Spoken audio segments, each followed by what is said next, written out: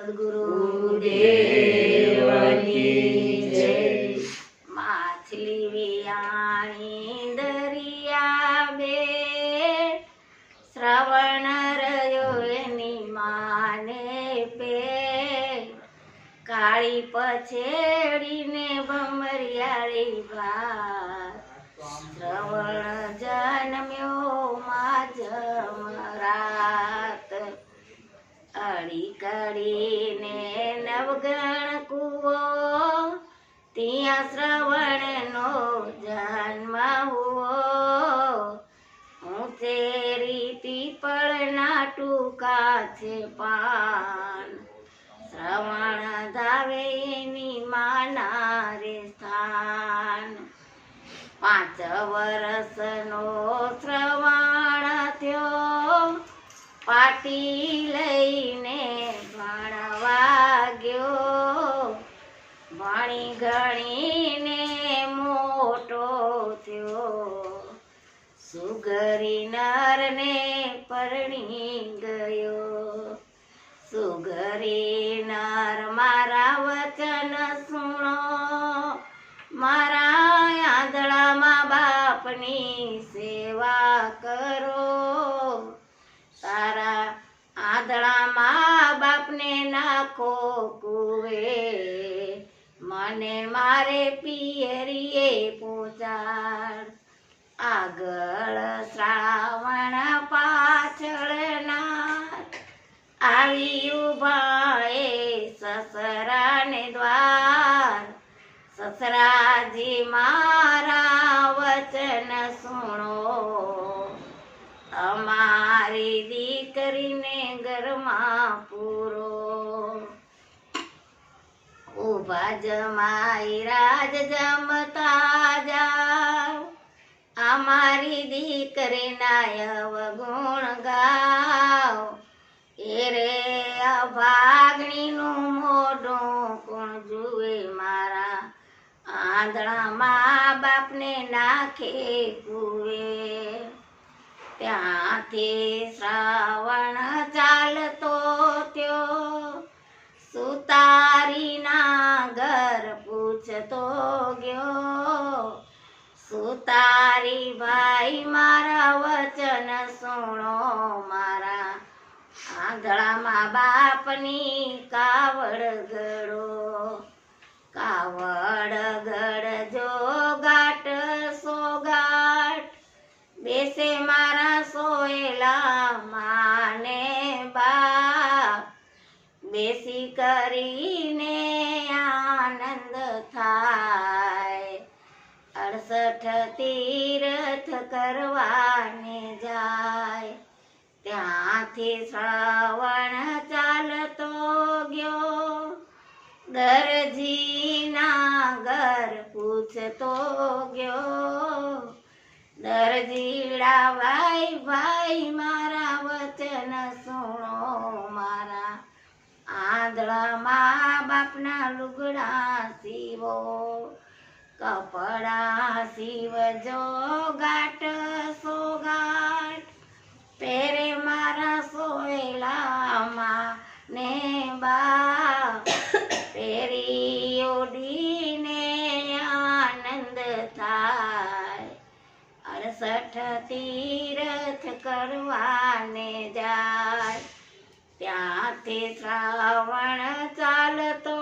ત્યો, મોચીના ઘર પૂછતો ગયો, મોચેડા ભાઈ મારા વચન સુણો, મારા આંધળા બાપની મોજડી સીવો, મોજડી સીવજો ગાટ સોગાટ, પેરે મારા સોયલા માને બાપ, પેરી પેરી કરીને રાજી થાય, 68 તીર્થ કરવાને જાય, ખંભે કાવડ ને હાથમાં છે તીર, શ્રવણ હાલ્યો સરયું ને તીર, આંધળામાં બાપ તરસ્યા થાય,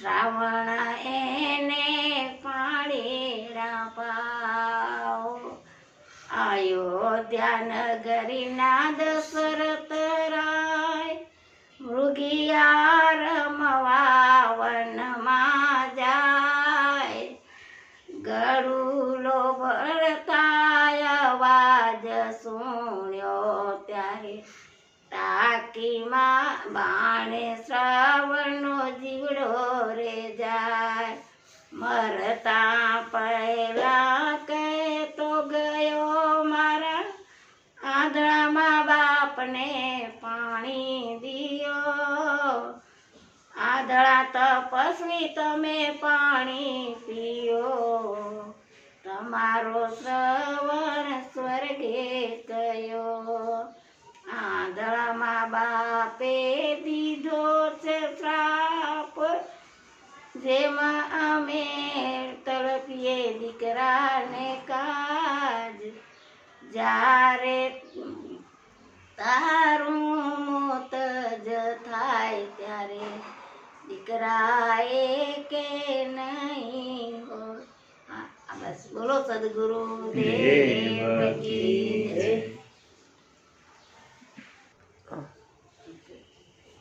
આ પદમાં શ્રવણની વાત છે.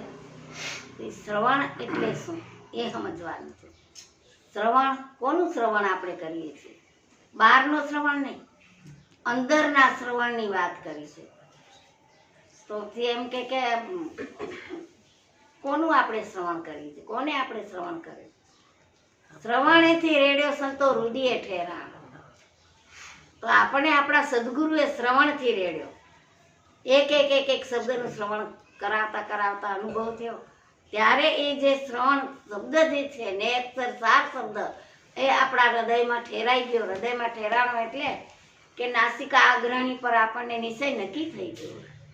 આ શ્રવણની વાત કરી એમ. ત્યારે માછલી વિયાણી, માછલીની ઉપમા આપી છે સુરતાને. કારણ કે સુરતાએ પારખ્યું ત્યારે જ જ્ઞાન પ્રગટ થયું. એટલે એમ કે આ વિયાણી દરિયાને બેઠ. દરિયો એટલે આપણો દેહ ખારો સમુદ્ર છે, આપણા દેહને દરિયો કીધો છે. આ દરિયાનો બેટ જે છે એ આપણો આ 10મો દ્વાર છે. તો આ 10મા દ્વારમાં જ સુરતાએ એને પારખી લીધું અને વિયાણી એટલે જન્મ દીધો, પ્રગટ કર્યો સુરતાએ. ત્યારે કે કાળી પછેડીને ભમરિયાળી ભાત, આ શ્રવણ તો જન્મ્યો માજમરા. આ કાળી પછેડી કાળે કરીને આપણો આ દેહ આપને મળ્યો છે. તો આને દેહને કાળી પછેડી કીધી છે.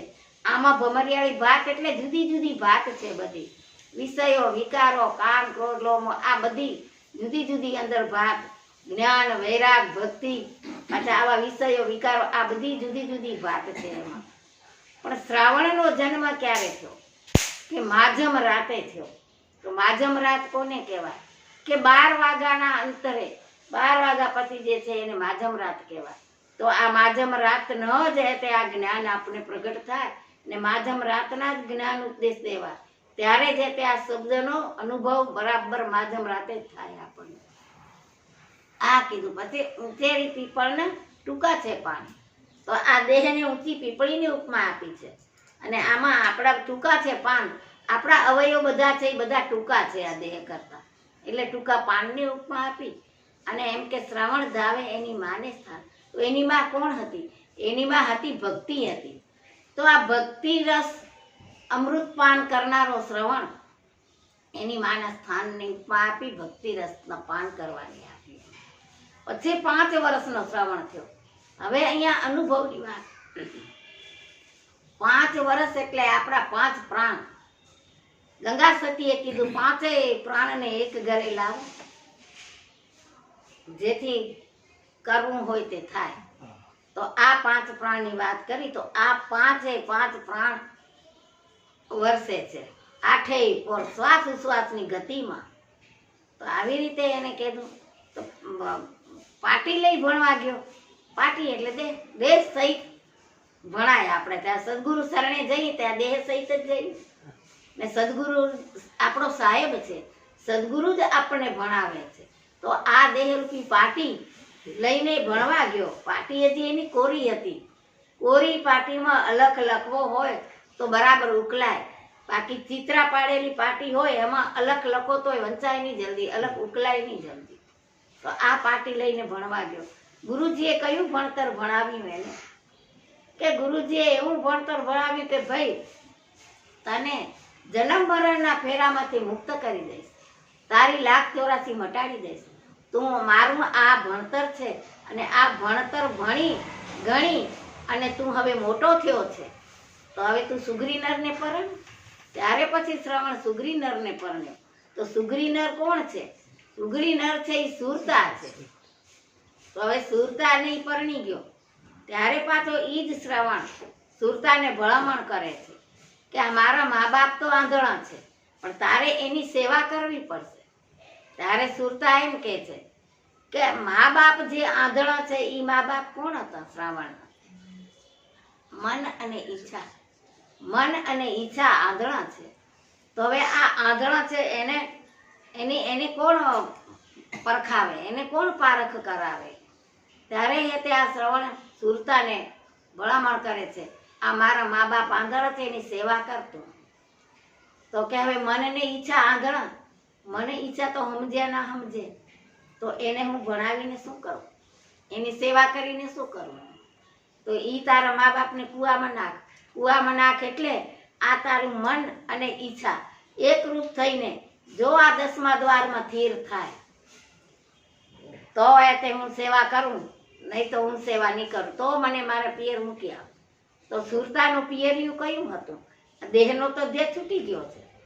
તો સુરતાનું પિયરિયું હતું પારંગળ બહાર મને પહોંચાડે એમ. તો અહીંયા એને પહોંચાડ. તો હવે અહીંયાથી પછી શ્રાવણ આગળ છે એટલે શબ્દ તો પહેલો જ, સુરતા પાછળ પારખે છે. પહેલો ઈ થાય પછી સુરતા પારખે. પહેલો શબ્દ થયો ત્યારે સુરતાએ પારખે એટલે આગળ શ્રાવણ પાછળ ના, એટલે આગળ શબ્દ અને પાછળ સુરતા છે. તો આ તે બંને ક્યાં જાય છે? સસરાને દ્વાર. તો સાસરાનો દ્વાર કયો હતો? કે જ્યાં શબ્દ સમાવેશ થઈ ગયો, નિરંતર લય થઈ ગયો, બારંગળ બાર, ત્યાં તે આવી ઊભા. અને પછી સસરાને એને કહે છે તમારી દીકરીને ઘરમાં પૂરો. તો સસરો કોણ છે? આ શ્વાસ ઉશ્વાસની ગતિ જે હાલે છે આ સસરો છે. તો આ સસરાને શ્રવણ કહે છે કે આ તમારી દીકરીને ઘરમાં પૂરો. મારા આંધળા બાપને કુવે નાખે છે, પણ સમજણમાં ફરક. કે કુવામાં નાખે એટલે એ સત્ય કહેતી હતી કે 10મા દ્વારમાં મન એકત્રિત કર, મનને સ્થિર કરાવ, તો ઈચ્છા, મન સ્થિર થશે તો ઈચ્છા આપોઆપ સ્થિર થઈ જશે. આ પણ જ્ઞાન વગર મન અને ઈચ્છા બે અધૂરા હતા, આંધળા હતા. જ્ઞાન ન હોય તો આંધળા જ હોય ને. તો આ સુરતા પારખી દે તો એને જ્ઞાન થાય. સુરતાએ તો એને કીધું કુવામાં નાખે એટલે આપોઆપ એની સેવા જ છે. તો આમ કરીને પછી સસરાને કે વચન સુણો, મારો વચન સાંભળો. એમ કે આ તમારી દીકરી ઘરમાં પૂરો. તો શ્વાસ ઉશ્વાસની ગતિમાં જો સુરતા રહેશે તો જ વચન પારખશે, તો જ નિશ્ચય નક્કી કરશે. એટલે પછી તે શ્વાસ રૂપી સાસરો કહે છે કે ઊભા જમાઈ, તમે તો જમા છો, તમે ઈ જ છો. કોણ? ઈશ્વર. તમે ઈશ્વર છો, તમે જમા છો. તમારો કોઈ કાળે જન્મ અને મરણ નથી. તો હવે તમે ઊભા અમારી દીકરીને અવગુણ તો ગા. તો કે ઈ અભાગણી. કેમ? મેં એને મારી હારે મુક્ત કરી પણ છતાં પાછી શ્વાસમાં હાલી, તમારા ઘરમાં બેસી ગઈ. એથી એ અભાગની, કારણ કે હેઠું પગથિયું ઉતરી ગયું, ઉપર ચડવાનું બદલે હેઠું ઉતરી, એટલે એ કે અભાગણી કીધી. એમ કે એનું મોં જોવા હવે હું ન માગું, કારણ કે આ શ્વાસથી પર થઈ ગયો, પાછો શ્વાસમાં ગતિ ન કરે ને. એટલે એને કીધું એ અભાગણીનું મોં કોણ જુએ? મારા આંધળા બાપ આપને કુવામાં નાખે. પણ જ્ઞાન દ્રષ્ટિએ તો સુરતા બી સત્ય હતી અને શ્રવણ શબ્દ પણ સત્ય હતો. કારણ કે 10મા દ્વારમાં જ્યાં સુધી મન યોગ જ્યાં થાય છે ત્યાં મન યોગમય એકરૂપ થાય તો મન સ્વયં બ્રહ્મરૂપ છે. અને ઈચ્છા જે છે, ઈચ્છા તો એને યોગમાયા છે, એનાથી જુદી નથી. તો આવી રીતે પછી ત્યાંથી શ્રવણ ચાલતો થયો ને સુતારીના ઘર. સુતાર કોણ હતો? સુતાર હતો ઈ એમ કે આ કાવડનો ગણનારો ઈ સુતાર. સુતારીના ઘર પૂછે એટલે સુતાર હતો આપણો આ ગુરુદેવ. જે સદગુરુ છે, આપણા ગુરુ છે, એ સુતાર છે. ઈ સુતારને કહે છે કે આ કાવડ ગળો ઘાટ સોગાટ. કેમ કાવડ તો બેસે કેમ? મન અને ઈચ્છા આંધળા છે, જ્ઞાન વગરના આંધળા છે. એની તમારે કાવડ ગળવી છે, તો તમે આ કાવડ ગળજો ઘાટ સોગાટ. તો ઘાટ કોણ ગળે? ગુરુ તો એસા કીજીએ પલ પલ કાઢે દો, ભીતરથી રક્ષા કરે અને ઉપરથી મારે. આવા ગુરુ હોય ઘાટ કરે. ભીતરથી રક્ષા જ હોય એની, ઉપરથી ટોચ મારી મારીને ઘાટ ગળતા હોય. તો આ શ્વાસ ઉશ્વાસની ગતિ છે, ઈ બે કાવડ છે. આ બે જતા શ્વાસમાં ને આવતા શ્વાસમાં આ મન અને ઈચ્છા જો આપણી એમાં એકરૂપ થઈ જાય તો આ કાવડ ઘાટ સોઘાટ થાય. અને એ ઘાટ સોઘાટ વાળી જે ગુરુએ કાવડ ગણી કે ભાઈ તારા શ્વાસાની અંદર તું તને પારખી લે. ઈશ્વર છે, વચન છે, નામ છે, ચરણ છે, મોતી, આ બધું એક જ સ્વરમાં છે. તો એને તું પારખી લે તો તારા એમ કે આંધળા માને બાપ જે છે મન અને ઈચ્છા રાજી થશે આમાં બેહીને. અને પછી સકળ તીરથ તો એના ચરણોમાં જ સમાયેલા છે. તો આ આનંદ તીરથ કરવા જાય અને આનંદ થાય એને, કારણ કે અનુભવ થઈ જાય, પારખ થઈ જાય, મન અને ઈચ્છા સમજી લે તો પછી આનંદ એ આનંદ જ છે. તો આ આનંદ થાય. ત્યાંથી શ્રવણ આગળ ચાલ્યો. આગળ તો છે જ, પણ દરજીના ઘર પૂછે. દરજીભાઈ વીરા, મારા વચન સુણો, મારા આંધળા બાપ આપના કપડાં સીવો. તો દરજી કોણ છે? દરજી પણ ગુરુદેવ છે. ગુરુદેવ છે. કેમ કે આ જ્ઞાન કપરું છે. આ કપરું જ્ઞાન છે, એને એકરૂપ કરવાને માટે આપણે એમ કે શું હોય તે સદગુરુ આપણને ઉપદેશ કરશે કે ભાઈ સદગુરુએ જ કીધું ને, સબદની સોય સંતો સુરતાની દોરી, તુહી એક તુહી તું, તુહી એક તુહી તું. ये जी मारा सदगुरु सीवाण हारा, आ सुंदर काया कोने गड़ी, आ सुंदर काया कोने ગળી.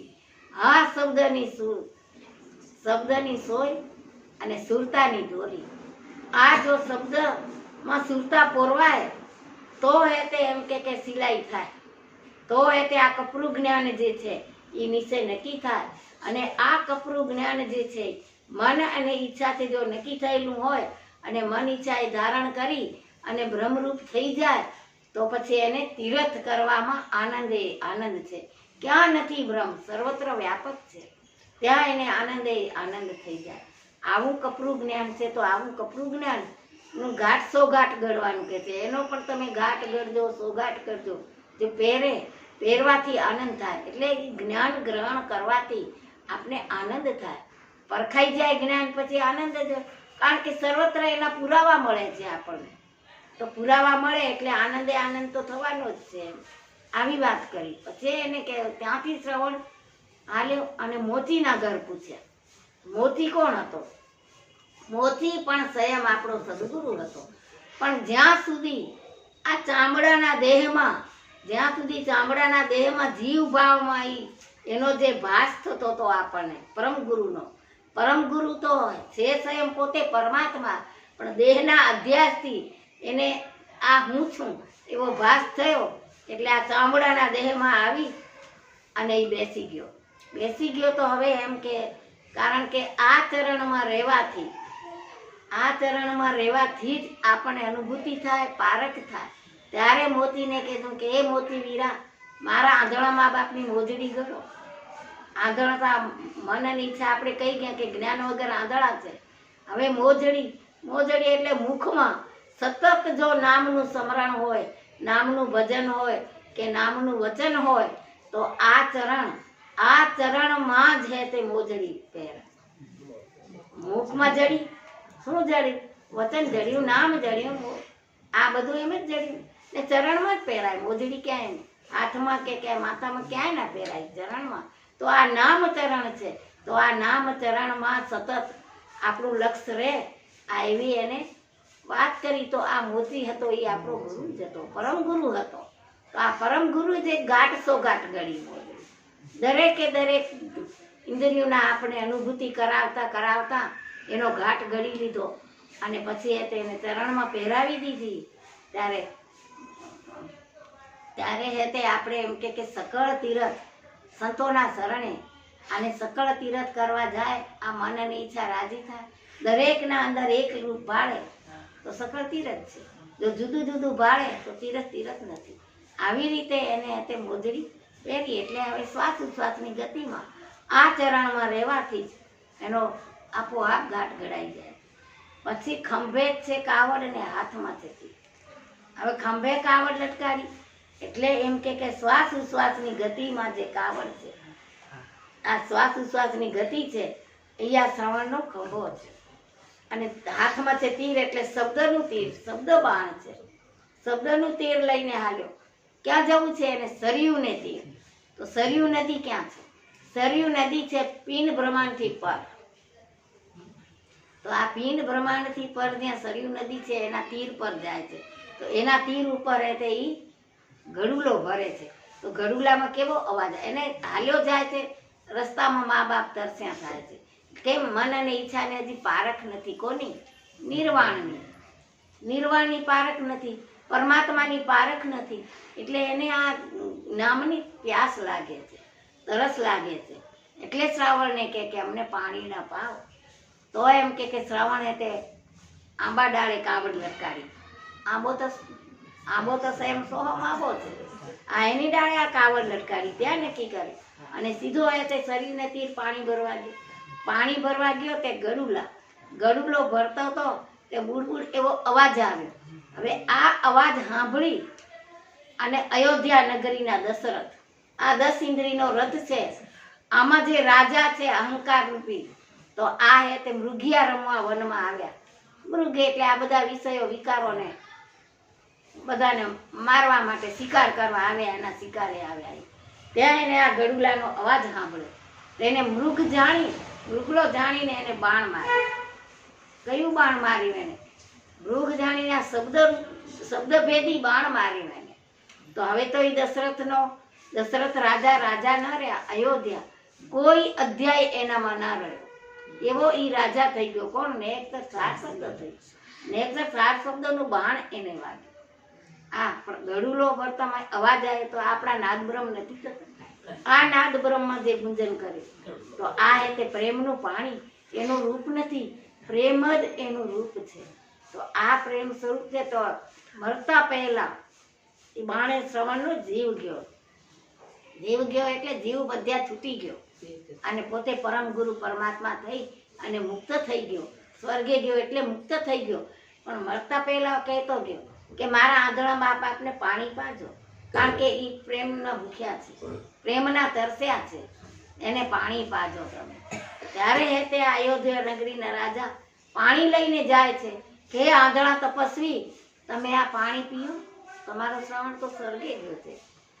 તો આંધળા તપસ્વી તો એમ કે અનુભૂતિ કરવા લાગ્યા. અનુભૂતિ કરતા કરતા એને પારખ્યું તો કે તું શ્રવણ નથી અમારો, તું કોઈ બીજો છો, બોલ તું કોણ છો? તો કે હું તો અયોધ્યા નગરીનો દશરથ રાજા છું. તો કે જા કે તારા હાથનું પાણી અમે નથી પીતા. અમે જેમ પુત્ર વિયોગે અમે અમારા પ્રાણ છોડીએ છીએ એમ તારું પણ પુત્ર વિયોગમાં જ તારા પ્રાણ છૂટશે. ત્યારે એમ કે તારી આગળ કોઈ જ નહીં હોય. આવા નિરાશ થઈ દશરથ રાજા અને શ્રાપિત થઈ અને પાછા આવ્યા. પાછા અયોધ્યામાં આવ્યા ત્યારે એનો અંતિમ સમય આવ્યો. ત્યારે શું કર્યું કે દેવા પડે છે અંતે સૌને નડે, કરેલા કર્મના બદલા પડે. જીવડો લીધો રાજાએ શ્રવણ કેરો વાલા, એ પુત્ર વિયોગેના ફોળિયા બળે. કરેલા કર્મના બદલા દેવા પડે. આ કરેલું કર્મ હતું એના બદલા તો એને દેવા જ પડ્યા. પુત્રના વિયોગમાં એના કોળિયા મળે. આ દશરથ રાજા. અને આ હેતે એમ કે શ્રવણ તો આપણે એટલે એમ કે આ સ્થાપિત થયેલા. તો અંતિમ સમય આવ્યો ત્યારે આ દ્રશ્ય એને સામે બધું દેખાય છે. ત્યારે કૌશલ્યાને કે હવે મારો સમય આવી ગયો, હવે હું જોતો આ અમે કે આ જો કે આ દ્રશ્ય મને દેખાય છે. આંધળા મા બાપ દેખાય શ્રવણના એને. ત્યારે આ કોઈ ભયભીત થાય ખરેખર તો શ્રાપિત થાય, પણ શ્રાપ સત્ય હોય, જૂઠો ન હોય. આવી એને કૌશલ્યાને વાત કરે છે. અને ખરેખર પુત્ર વિયોગમાં જ દશરથનું મરણ થયું. અને શ્રવણ જે મરણ થયો જે અહંકાર હતો એ નાશ પામ્યો. અને પછી એ તે શબ્દ બ્રહ્મ તરીકે ઈ હે તે સર્વના ઘટ ભીતરમાં એવું સમાઈ ગયો. આ હે તે શ્રવણ. અને જે આંધળા મા બાપ હતા એ મનને ઈચ્છા માછલી હતી એ સુરતા હતી. આવી રીતે આપણે જો સમજીને આપણે આપણું આ જ્ઞાન નિશ્ચય નક્કી કરશું તો આપોઆપ આપણે આત્મજ્ઞાન નિશ્ચય નક્કી થશે. આમાં કોઈ વાંધો નથી એમ.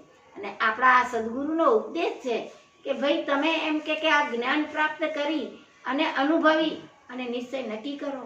એ જ મારા આશીર્વાદ છે. બોલો સદગુરુ દેવની.